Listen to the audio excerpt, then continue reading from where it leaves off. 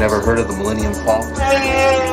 Should I have? It's a ship that made the Kessel Run in less than 12 parsecs.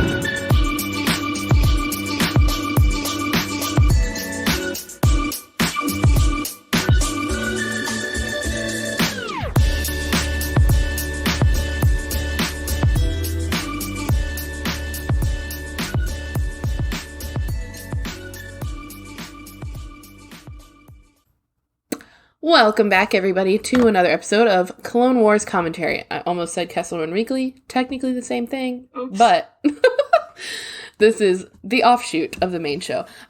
We are back with Clone Wars Commentary, closing out Season 3 with your host, myself, Cheyenne, and visiting Grace. Say hi, Grace. Hello. Hi there. Ooh. Very happy to have her here. We have Brody helping us kick off Season 4, so keep an eye out for those episodes in a few weeks. I think 2 weeks, I would say. But to close out Season 3, we have episodes 21 and 22 entitled Padawan Lost and Wookie Hunt. They are an arc, kind of an Ahsoka adventure, which is always fun. But it is really cool to see another alien species that they always love to do that. That's what Clone Wars does, is they throw in the alien species that we've seen before, but we don't know anything about. And this arc includes the Trandoshans. So to kick off episode 21, Padawan Lost, I know I kind of circled back on that. The fortune cookie for Padawan Lost is, without humility, courage is a dangerous game. Ooh. I know. I like that. Yeah. Without humility, so courage is true. a dangerous game. You know what? Okay, so as I think about that quote and the episode itself, so I think of the Padawans that she meets. So to kind of summarize the episode for you guys, because we always do that, they are fighting on Felucia, they being Anakin, Plo Koon, clones, and Ahsoka. And they're fighting an army that was led by General Grievous, but he wasn't in the episode, so I assume he was hiding or he left while they got there.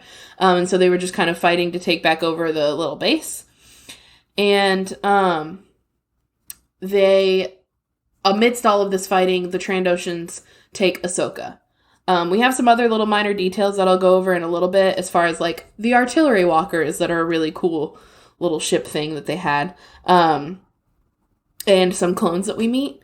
But the essential purpose of the episode is Ahsoka getting taken to this random island where Trandoshans hunt down different species and keep them as trophies.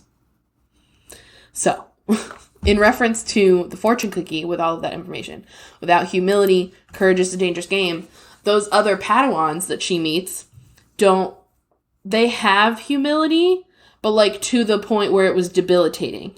You know what I mean?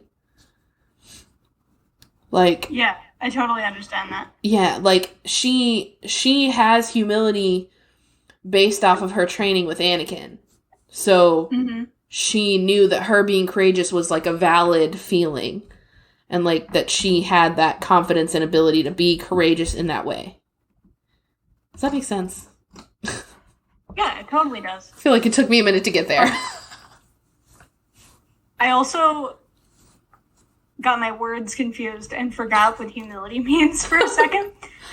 The proper definition, if anybody needs to know, is a modest or a low view of one's own importance or humbleness. Mm-hmm. So, yeah, I feel like Ahsoka, she has a lot of that. Definitely. Yeah, especially at this point. Not even just, yeah, like specifically with this arc, but also like throughout her entire character. Mm-hmm. Like one of the sort of bigger aspects to Ahsoka is that she's always trying to like define herself and like find where she fits and where she doesn't fit within whatever situation she finds herself in, which speaks like to most people when they're viewing any of the things that Ahsoka's in. Like that's just like a huge part of her character. Yeah. So this definitely, it fits her quite well, though in my opinion, she shouldn't think so low of herself. Like, even from a young age, a young perspective, she has potential. She's, like, incredibly strong-willed. And people don't give her enough credit for that, at least not right away. Because as soon as she steps onto the field, she's in play, as it were, she's immediately questioned. She's not like respected immediately. Yeah. And I feel like with this arc in particular, when she's off by herself trying to figure out this sort of situation, like, it does allow her a moment to sort of like prove herself, especially early on. Even though this is season 3, there's 7 seasons. Yeah. Season 3, like, is still pretty early on, at least in the context of everything. Yeah. So, yeah, absolutely. I don't know. It's really cool to see Ahsoka like go off on her own. Yeah, I like her. I like it when she gets to take Anakin's lessons and like put them into play without him being in her ear about it, you know? I feel like those are the best times to watch her really come into herself. So before we get into like more of the detailed, or the nuances, I guess would be the right word to describe that. I want to talk about the things that we see and the people that we meet in this first one. So shouting out the clones, as I try to remember to do, for the episodes. So I learned 3 new clone names in this one. We have Clone Trooper Seeker, in about 21 BBY, before Battle of Yavin. Seeker was stationed as a guard in Tamira City on the planet Camino, along with 2 other clones. He was standing on duty with a Celestin nub, Jakak, arrived on a freighter. However, a trio of bounty hunters had stowed away on the ship, and the hunters attacked the clones. Seeker ran to sound the alarm and warn the facility's Republic garrison, but the bounty hunter Bosk tossed Jakak at him, knocking Seeker out. So we have this, like, that was a thing on Wikipedia, and it's under the Legends category, because this appearance is in Mandalorian Memories in Clone Wars Comic UK. And it's interesting to me because we heard her say that name in the show. Unless I heard it differently, but that's the one that I got. That's what I picked up on. And, which obviously they would use Legends clones and then be like, hey, this is a clone, because there's endless amounts of them, basically. And then we have Clone Comet. Comet was the nickname of Clone Corporal who served in the Grand Army, a conflict between the Republic and Separatists, serving under the command of Plo Koon. So he was Plo's corporal, and under Commander Wolf as well. So he was in the Wolf Pack. Ooh, Wolf Pack. Yeah, I really like his helmet. So if you guys haven't seen his helmet before, if you just Google Clone Comet Star Wars, it's got like this like GPS balloon on the front. That's a really horrible way to describe that, but you guys will know what I mean when you see it. And then these little like shark teeth markings on the sides. So we have Clone Comet, and then the last one that I remember hearing is Boost. And Boost is there, yeah. Yeah, Boost was the nickname. Also in the Wolf Pack. So maybe, I mean, Seeker must have just like, he's in the Wolf Pack and they just didn't put that on Wikipedia yet, probably. I just work here. Yeah, he just works. He's here. like, this is a Space Wendy's. I just work. Space Wendy's. Yeah, so it's just, he's there. Slight tangent. We were talking about the Wolf Pack. Mm-hmm. One thing I really love about the clones, and that I love about like just Clone Wars in general, is how identifiable the clones are. Yes. But like they're identifiable in a way where you're able to recognize this one, these are the Wolf Pack, these are the Bad Batch, this is Rex, this is Commander Fox, this is Commander Greet. Like, you can tell by their helmets and by their armor who's who, even though they're all clones. I love that too. Chef's kiss. Like, it's one of my favorite things about Star Wars, just in general, because like, even without us saying, oh, these clones are in the episodes or whatever, I'm sure people are able to recognize like which clones are which without people even saying their names because they're able to recognize the armor. Yeah, 100%. I could never just like look at a helmet and know, which is why, again, I always find a purpose for why I do the show. This is one of the reasons. I don't know the clones very well at all. And to watch people like in the 501st and Rebel Legion like troop as them with different helmets and different markings, and they just know who they are and they know their whole backstory, and other people do that too, and I don't know who they are or anything about them. So I'm like, I'll just tell all my listeners too. Or also, when, speaking of, like, stormtroopers, if they're not necessarily in clone armor, but they're in, like, stormtrooper armor or, like, scout trooper or something like that, sometimes, if you know the people well enough, you can tell who is which stormtrooper based off of, like, their height or, like, how they're walking or something like that. Yeah. Without them even talking, you can just tell who's who. When most people, like, if they're just, like, randomly looking at them and don't know the people, they wouldn't know. So yeah, I would like, never. I don't know. It's a really cool, like, in-depth kind of, like, background knowledge. Yeah. I literally, I mean, it's the same thing as, like, me, like, knowing all my horses at work, you know? Like, my friends on Main Street look at the horses and they're like, which one is this? Because I bring 3 different black horses to work there, and they all look the same to everybody else, but to me, I know exactly who they are and why they are that horse. Like, I can tell you their differences and whatever in personality and visually. So it's just, it's the same thing. But I can't do that in Star Wars. I don't know why I can't do it. My brain's just in too many different places all the time. I think the only reason why I can do that in Star Wars is because, like, of my background, obviously, but also, this is like a historical costuming tangent. When there's a bunch of people dressed as, like, in uniforms where they all look the same, it's also like a very similar situation, even though they don't have helmets on necessarily that cover their whole head, but they'll have, like, a tricorn hat on, or they'll have, like, a helmet or something like that. You can still tell who's who, even with the uniform. That's fair. And it's like, that's fair. I really love it when, like, real life kind of things like that are brought into fiction, because, like, it makes it really cool and, like, another layer if it's an onion sort of situation. Yes, onions have but anyway, layers. Back to the episode. Clones have layers. No, you're fine. Let me make sure I go to the next thing so I don't miss anything.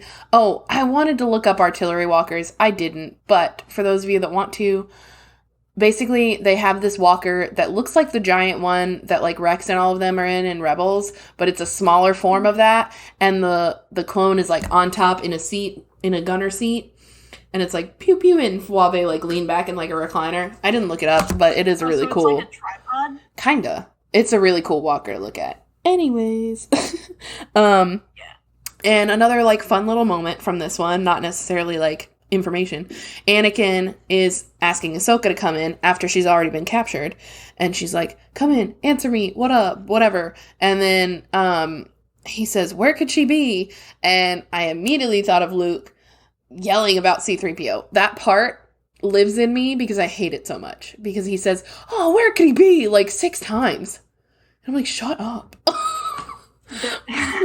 There's actually, speaking of Anakin, and this is my reference for the episode, I don't remember the name of the book off the top of my head, but it's the Thrawn book where Padme is in the book. Dawn Alliances? And it's Thrawn and Padme, or no, not Thrawn and Padme. Thrawn and Anakin teaming up to go find Padme somewhere. Yeah, it's Thrawn Alliances, I think. Where did she go off to? This is stupid. It's ridiculous. As Thrawn's just sitting there like, okay, mate, you done? Like, chill. Yeah, straight up, just watching. It's a very similar situation. Yeah. I feel like Anakin, I mean, not even just like with Ahsoka or with Padme, but I feel like he loses track of people so fast. All the time. Listen, Luke did not fall far from the tree. Straight up, both whiny. Whiny as heck. Like, yes. And Anakin, like, less so than Luke, but, like, still whiny as heck. You know? Or, like, Leia, to an extent, where she'll just, like, go off and just won't tell people where she goes. Hello? And then they're just like, where the hell did she Where go? is she? And then Luke's just like, oh, I know where she is. Like magic. Because ESP. Yes. All right. The character thing that I want to do for Padawan Lost is Dar. Because that's really the only time we hear his name. Yes. Dar is a male Trandoshan hunter who is alive during the Clone Wars. He's the son of Garnak, which is going to be our one for the next episode. And Name. Garnak? Yes. Yeah, it's cool. So Dar is the person that captures Ahsoka. And when he brings her back to the ship, his dad, Garnak, is there, and he's like, oh, like, this is gonna be your first kill, and good job getting a little Jedi Padawan. So it seems like Dar has to go through, like, a rite of passage sort of thing to be, I don't know, in the hunting guild or whatever. Whatever I'm trying to say. Yeah, I get it. The hunting party. Yes, you knew what I meant. The listeners also probably knew what I meant. Dar's pretty bland, but pretty cool, because he's a Trandoshan. Pretty bland. Boring guy. Not colorful. His dad is colorful. Not colorful. His dad's colorful and has little head things that, like, wiggle when he gets, like, senses, because what I'm thinking is they combine, I haven't looked this up, I'm sure this is somewhere on the internet and confirmed or denied, but the sounds that the Trandoshans make are like a combination between like raptors and snakes. And by raptors, I mean velociraptors. And then by velociraptors, I mean raptors like birds of prey, because that's where those sounds come from. Star Wars become Jurassic Park? Yeah, honestly, yes. Because they sound exactly the same. The little calls that they do, the clicking sounds that they do, the hissing that they do. And then the way that Garnak's little thingies, like, at the top of his head, when he, like, senses stuff, same thing. I love how I knew exactly what you meant as soon as you did that. That was so funny. They straight up do. And anybody that's watched the episode will know exactly what I mean. So they take all of these little prisoners. I say all. There's like 3 of them. To Island 4. There's like 3 of them. There's like 3 of them. Which is still too many. But they go to like, oh, we'll take them to Island 4. Which means that they probably have other islands that other prisoners are on. Which is a terrifying thought to think about. I hate that. And then when we next see Garnak and all of the other Trandoshans, we see that he has like taxidermied kills all around him. Anywhere from like a Gungan to a Wampa and a Rancor. So that's hardcore. Yeah. Like, first of all, how'd you get a Rancor all the way to an island? Or a Wampa? And excuse me, why did you taxidermy a Gungan? That's what I'm saying. Like that is almost like taxidermying a human. Exactly. Like, they're straight up were taxidermied other species right there in the little throne room that he had set up. So that was a little creepy and a little dark. I don't like it. Yeah, I don't like it. We love and hate dark Star Wars. When Brody and I were recording the other night, we were like, how did they get away with this like scary stuff? When Rift Tamsin blows up. That's what we were talking about. Oh, okay. Oh my god, yeah. like, if hello? They can get away with brain worms, which, have we discussed that? We straight up did. I think Danny was on that episode. It was horrible. So, if they can get away with the absolute nightmare fuel that is brain worms, I think they can get away with anything else. Taxidermied Gungans. Anything, but like, almost anything. Almost anything. That's a horrible... But they haven't... They're not going to cross it, but, like, there's definitely a line there. They're just standing on that line. They're always... Like, they're playing footy and, like, almost crossing, and then not, and then almost crossing. Yeah. Straight up. Okay, when they get to Island 4, we meet the other 3 Padawans, which are Khalifa, Omer, and Jinx. Yep. I thought for a second that Jinx was the blue Twi'lek that we see in Rebels, but he's obviously not. But I did think he was.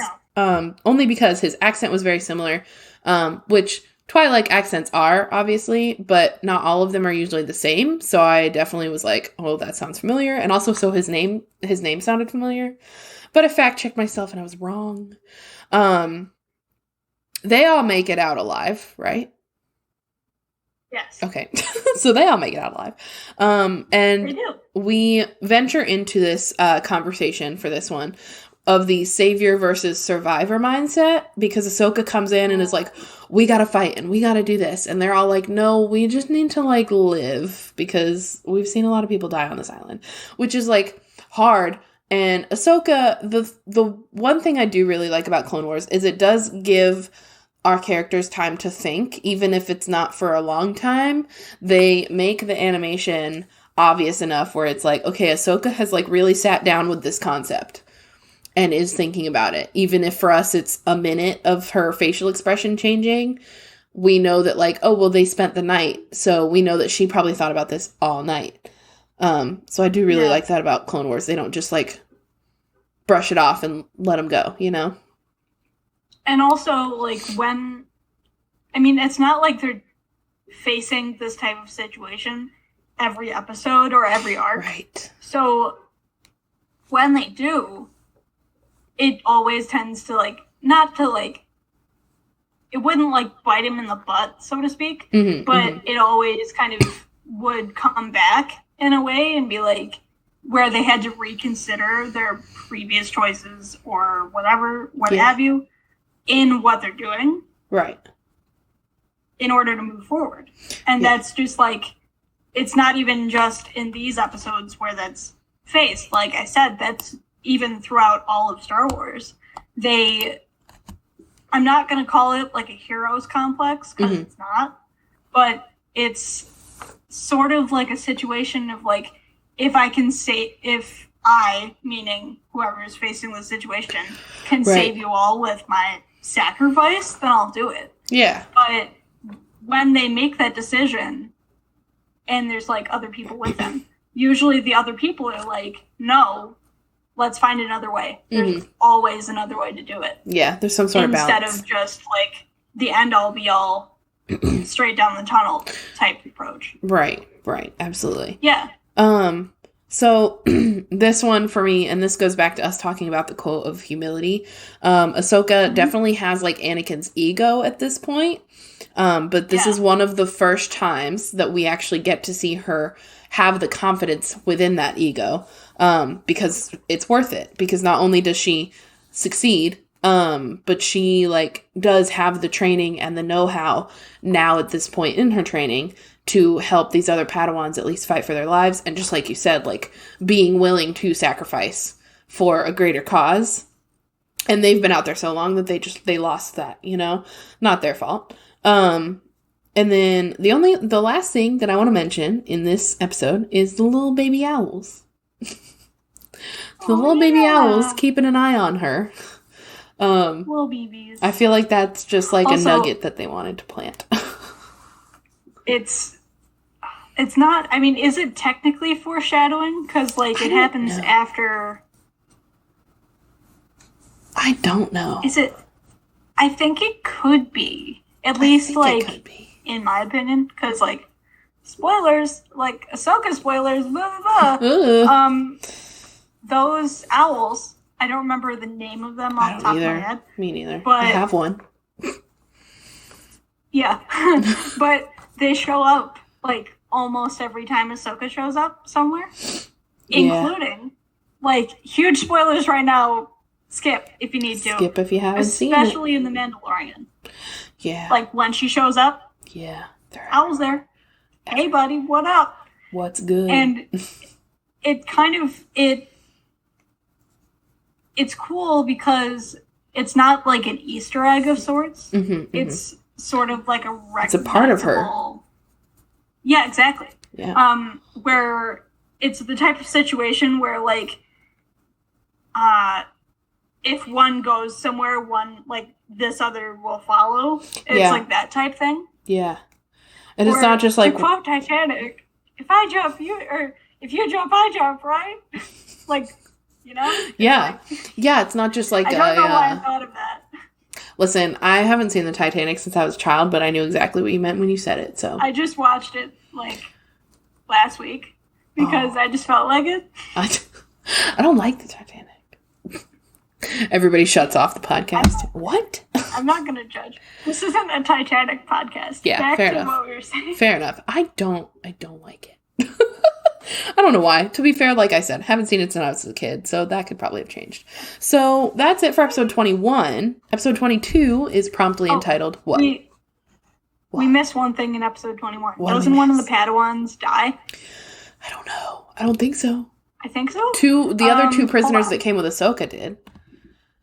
But they died, like, immediately. Wait. So. It says that Khalifa passed. What? Yeah. In 21? Jeez. Yeah. Okay, 'cause well, I missed in that. my notes, I have it as, like, just before Khalifa dies, Ahsoka promises her to look after the others before being forced to retreat. Okay. That's fair. Yeah. That's fair. There was a whole had my firefight at notes the end that I confused. was not paying attention to. So. Right. That's okay. That's why I took notes. Yes. But which I don't take notes, like, my notes are all over the place. Oh, mine are too right now. For clarification. Hence why I missed But it. I don't know why I, like, wrote that specifically down, but I did. I'm glad you did. It was a sign from the universe, that's why. They knew that I was not paying attention. Oh well. Oh well. Like, that's so sad that, like, one of the Padawans dies. Because, like, Yeah. Ahsoka has this big responsibility to, like, protect these kids when she's a kid herself. It's sad because I wonder about their masters. Yeah. Like, That's really interesting. I've never thought of it like that. yeah, like, their masters are probably there. Their masters probably have different Padawans now, depending on how long they've been there. They said they've been there from however many cycles that they haven't kept track. So, like, or their masters might be dead. Like, are you kidding? Yeah. And they don't really talk about if they went back to the Jedi Order or not. Well, these kids are traumatized, you know? But My kind of way of... Because when I first was thinking about it, I was like, one, how does, like, being assigned a Padawan work? Two, in that case, were these Padawans even assigned masters, or are they just referred to as Padawans? Like, yeah, because you are until you're assigned a master, I guess. yeah. You know? Or, so. like, did they, in fact, die, and they had to deal with their masters being gone? Like, yeah. I don't know. I was thinking about that, like, the whole episode, because I was like, I don't have context to this. I need context. Yeah. No, 100%. But I don't think we ever find it, which is, like, really annoying. No, that's fair. I hate whenever I feel like there's supposed to be an answer somewhere on the internet that I cannot find, because I know that somewhere out there somebody knows the answer. All right. Yeah. Like, so Star Wars Explained. Yeah. Molly, do you know the answer? 'Cause, Yeah, like, exactly. Just shoot I him a might have to message. ask later. Please help. I know you know. Please help. So moving on to episode 22, this closes out season 3. This one is very battle oriented. Both of them are, but this one more so. So it's a really good one if you just want to watch some cool fighting, and lots of pew pews. Yeah. And this is the, like, real escape attempt as well. So the fortune cookie for this one is a great student is what the teacher hopes to be. Ooh. I know. I'd say this with all of them, but that's really good. That's a 'Cause, good like, one. That's not even, like, that could go for so many things. Yeah. And, like, not even just, like, student teacher, but just, like, the idea of, like, I guess an older individual and a younger individual, or more experienced versus less experienced individual, like, those types of dynamics are everywhere. Yeah. And it's like, they're essential to, I almost said, like, they're essential to life, but they're essential to, again, like, to discovery and to moving forward. That's, like, a huge thing. And especially with, like, the relationships that masters and Padawans have. And it's, like, they're very, like, significant relationships, even though I'd say in most cases, masters don't, like, have an attachment really to their Padawans, whereas, like, some, like Anakin and cough, Ahsoka. cough, Obi-Wan, Anakin, cough, cough, Qui-Gon and Obi-Wan, Oh my cough, God. cough, The Anakin whole and line. Ahsoka The whole slew of them. have, like, a deep connection, and, like, they're able to work together as a team. Whereas, like, for example, Master Luminara, I think. Oh, yeah. Like, her and Barris. Yeah, nothing. It kind of reminds me. I don't remember which season this is or which episode. I know what you're talking about, it's that episode where Ahsoka almost, like, dies or whatever. Yeah, on Geonosis. Luminara tells Anakin, well, you need to get over it. Mm-hmm. Rude. I'm paraphrasing. I'm not quoting. No, yeah. No, I know what you mean.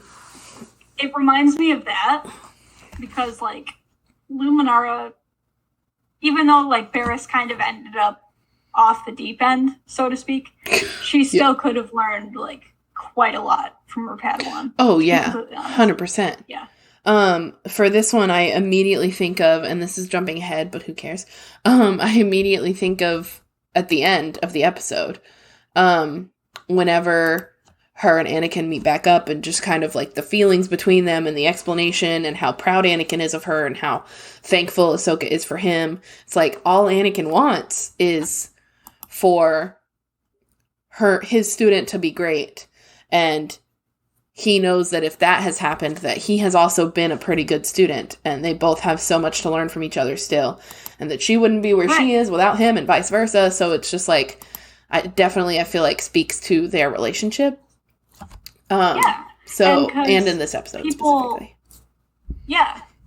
And because people always, like, I shouldn't say, like, fail to realize, but, like, don't really realize very often that, like, you don't ever stop learning things. No. Like, as you're growing up, as you're experiencing things, as you're dealing with problems, you're, like, you learn something new every day is a phrase that's, like, very popular. Yeah. But it's true. And true. Like, yeah.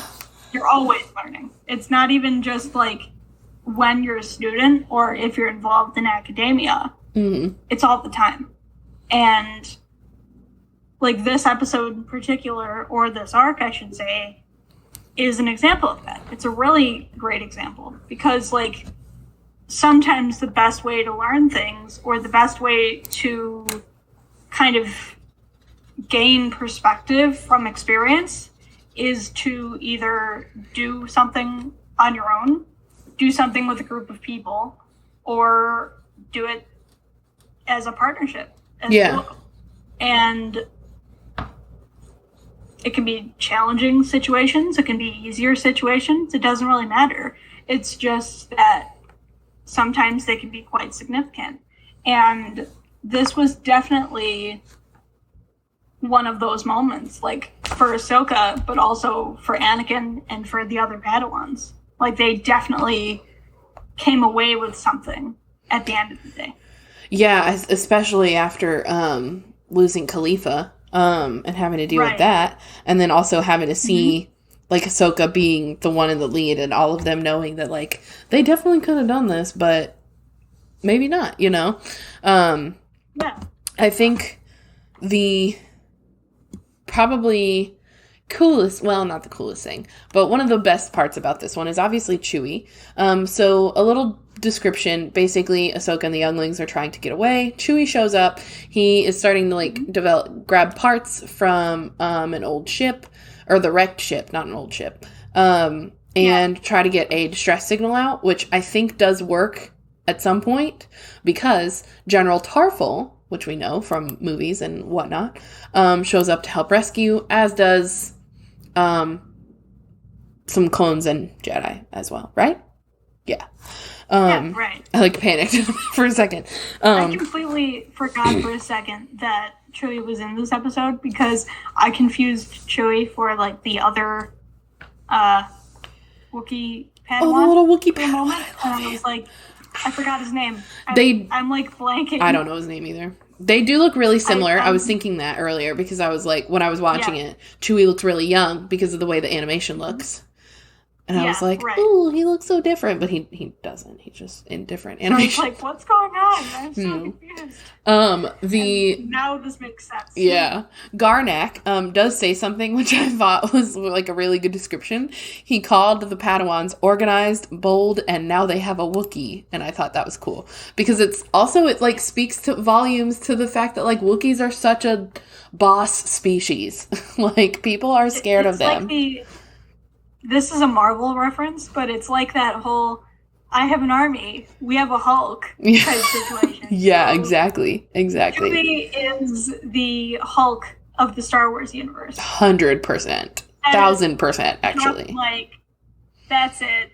End of the episode. Yeah. So for this one, I wanted to talk about Garnak. Garnak is Dar's dad. Also the guy that sits on the throne amongst all that taxidermy. Horrible. He's according to Wikipedia, the ruthless leader of the group of Trandoshans during the Clone Wars who kidnapped sentient beings from all over the galaxy, including Jedi Padawans, and brought them to the moon Waska, where they hunted them down for sport. Ew. Yeah, horrible. Horrible, disgusting. He's the one with really cool, like, hair-like thingies that detect things. Let's get into his little thing. Hunting things for sport is, like, so common in Star Wars that it's scary. It's horrible. Like, why? Yeah. I don't, like, maybe because, like, in the real world, in modern day, this is 2021, we're recording this, that's not a thing, really, but, like... Maybe not by good people. Not by good, moderately incomed people. It's interesting that it is so common in the show, in Star Wars, without them addressing it. Like, they obviously address, like, the very large governmental and militarized issues within the real world in Star Wars, and for them to throw something that's pretty deep like this in here and not address it is interesting. But also, like, I don't overlook the fact that, like, this is 2 episodes that children are not really gonna understand the trophy hunting part of it. They're gonna focus on the Ahsoka part of it and the escaping part of it. So, like, I get why they don't address things like that in this, but as on my adult brain, I think of it more. But also, it's because I studied conservation in school, so I got a lot of things on my mind. I studied conservation, but, like, in the context of, like, museums. So right. I can conserve like weapons and uniforms, but not like not animals landscape. And information. Correct. Animal info. So the only other thing about Garnak I want to mention, it says, I'll just read the whole sentence and then I'll focus on the fighter that I want to talk about. But it says, later, Ahsoka and her companions teamed up with Chewbacca, who had been on the Trandoshan dropship, an HCT 2001 Dragon Boat class Rugat 905 fighter. That's so many words, so many descriptors. Basically, if you click on that link in Wikipedia, it'll take you over and it'll show you what it looks like. It basically looks like TIE fighter at the front, at the front, and then a whole cargo ship in the back. It's pretty crazy looking. And that's Is where... it like... I'm trying to look at it. Hold on.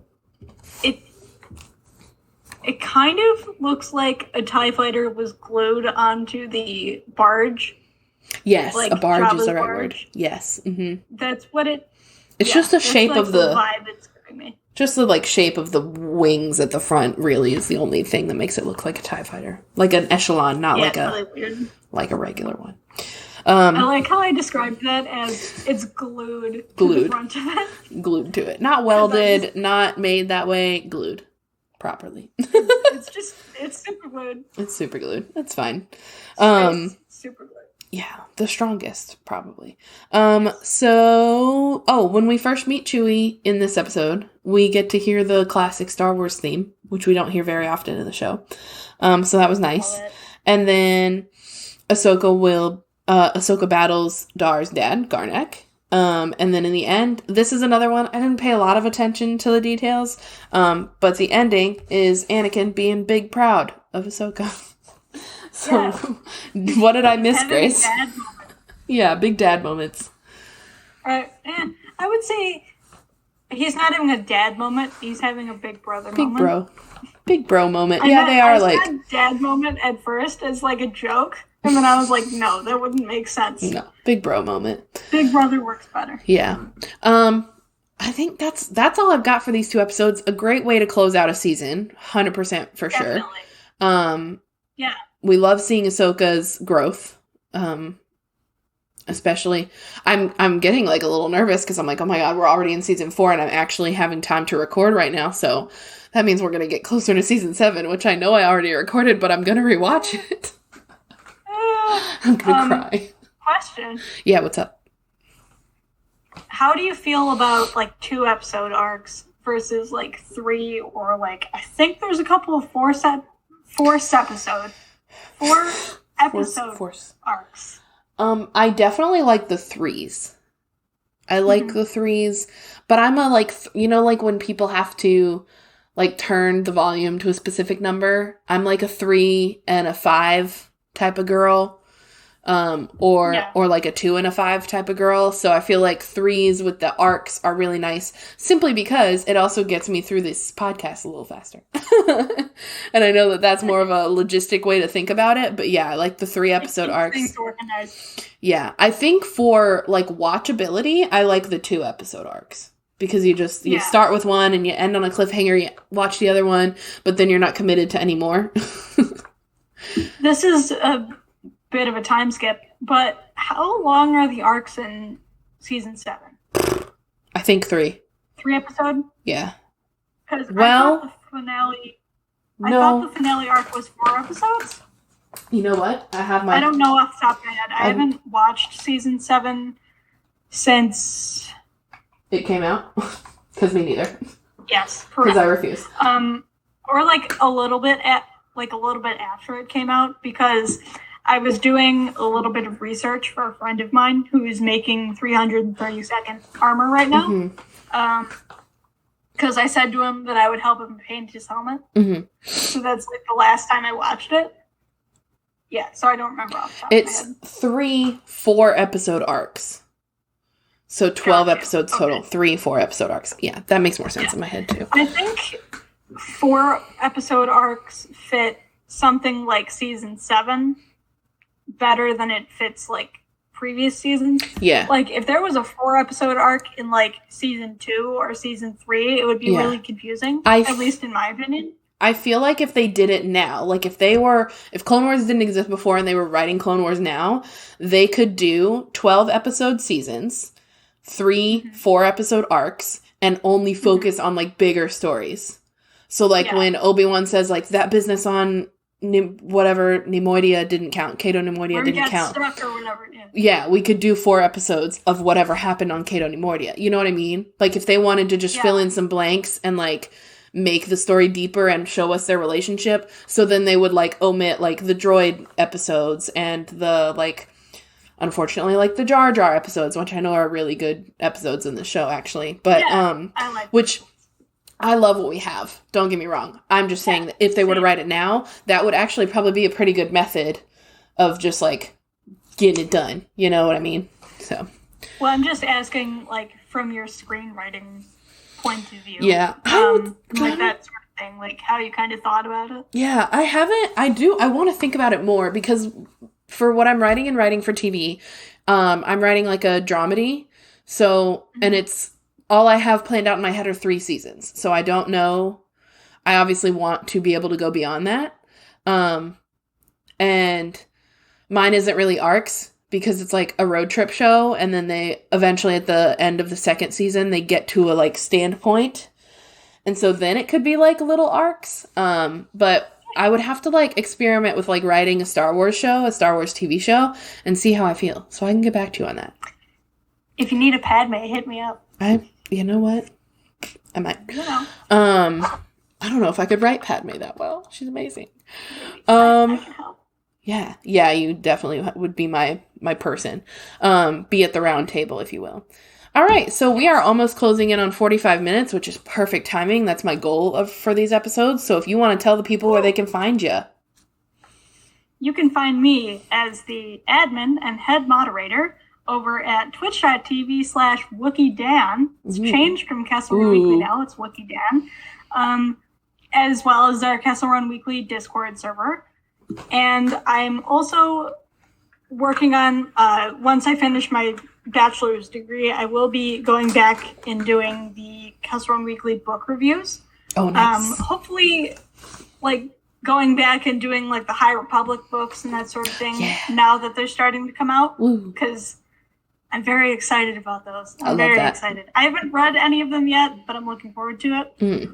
But in regard to social medias, you can find me on Twitter at Amidala_716. Nice.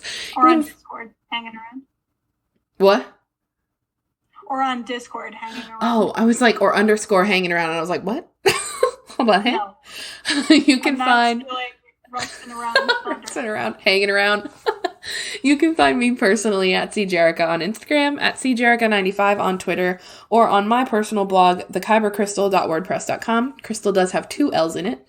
I haven't been very active on there because your girl is now a freelance writer for Screen Rant. So if you just go to screenrant.com and put in the search bar Cheyenne Hoover, you can pull up any articles that I may have written and have been published. My first one was an Animal Crossing one. So it ranges anywhere, anything in pop culture. So from reality TV. It's a great article. Thank you. Thank you. It's about the rudest villagers. So you know it's good. Yes.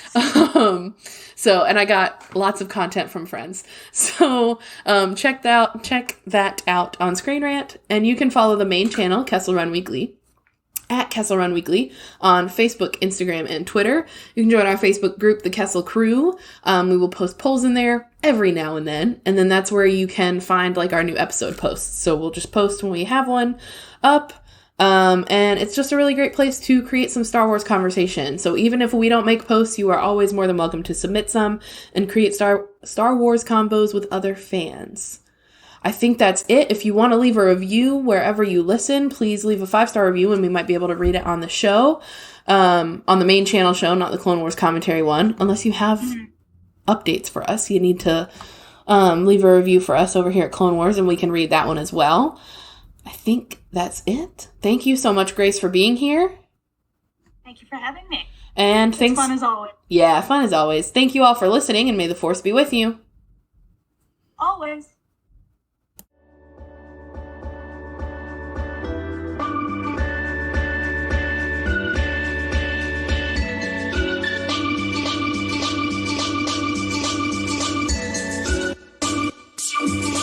Wow.